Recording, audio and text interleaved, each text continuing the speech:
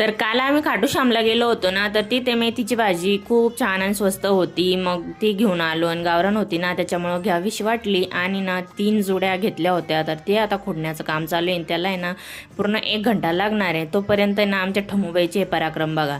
असं पावडर नाश करून टाकलंय, सगळं तोंडाला पोतरून घेतलेलं आहे. आणि नंतर ना मस्त अशी मेथीची पातळ भाजी केली, कारण ना या दिवसात ना असं चुरून मरून खायलाच मज्जा येते. आणि जोपर्यंत सीझन आहे तोपर्यंत मस्त एन्जॉय करायची. आणि संध्याकाळी ना गेलो होतो इकडे टॉयच्या शॉपवर. आता इथून ना ठमूबाईसाठी गिफ्ट घेणार आहे तिची आजी. आता ते काय असणार आहे ते तिच्या बड्डेला सांगते.